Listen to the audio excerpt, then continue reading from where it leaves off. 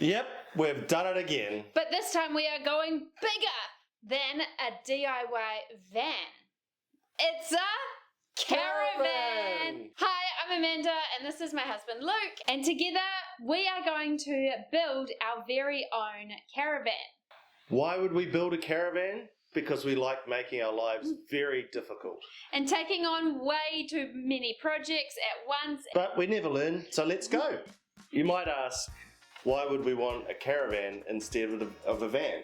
So we used to have a 22-foot Jayco.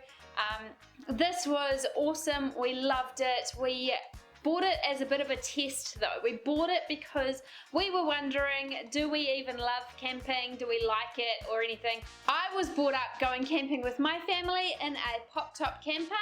However, my husband here... I hate tents. ...hates camping. But it turns out he doesn't hate camping, he hates... being in a tent. And airbeds. Oh, yeah. Airbeds.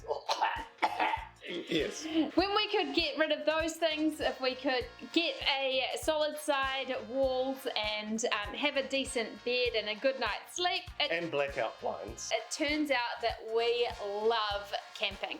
Our kids love it too. And when we had our Jayco, we travelled all over New Zealand and we decided that actually we wanted to upgrade because we loved it so much. We thought we'll try a van out first and converting that. Well, I thought that.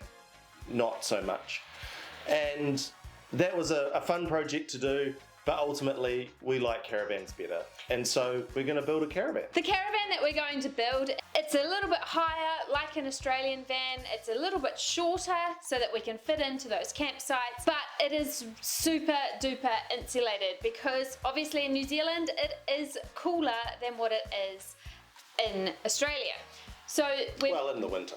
Especially in the winter, and we love skiing, and so we also take our caravan skiing. What are we making this caravan out of? Well, it's quite simple, a normal steel galvanized chassis. From there we're going into something a little bit different. We're using a composite panel that is a fiberglass skin foam core sandwiched together.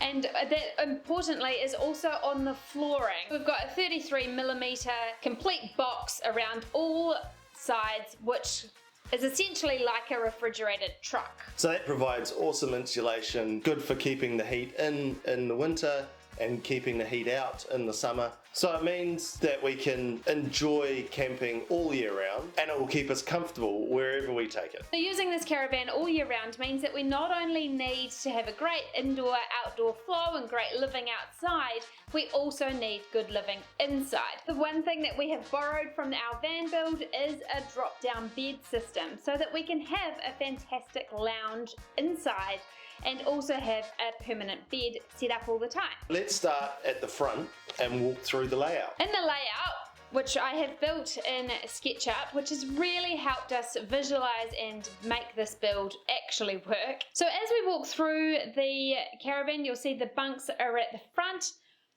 We've got two kids. We've made these really big to ensure that they will still enjoy camping for longer with us as well. Next to the bunks is the wardrobe, which has 4 drawers, one for each of us, to put all our clothes, and next to that is our bathroom.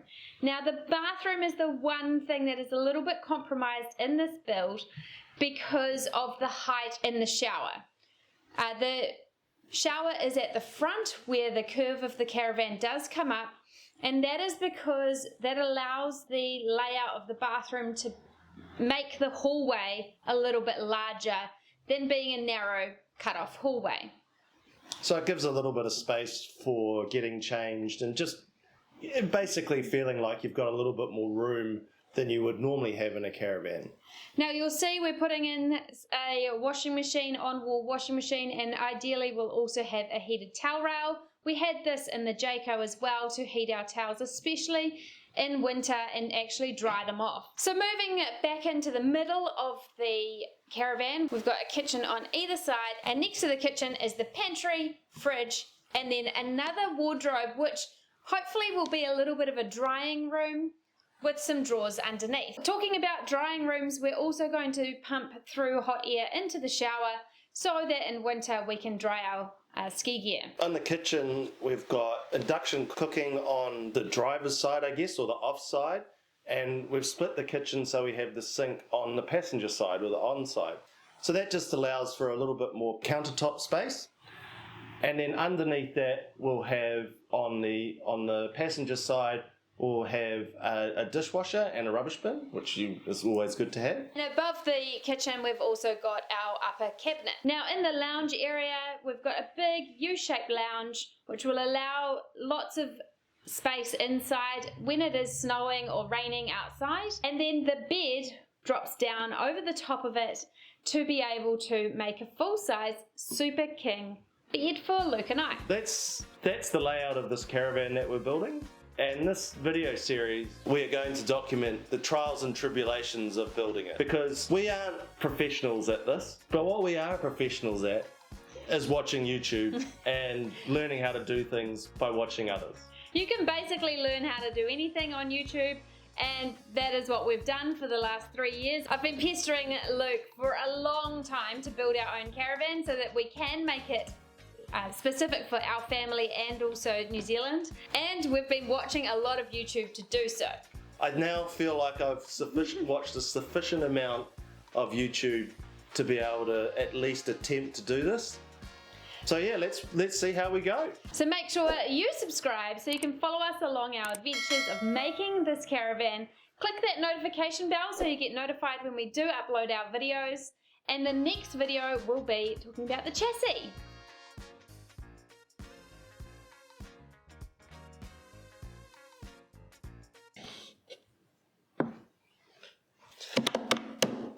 Do we like that intro? No. Have you got your funny undies on? I need to go on strike. God.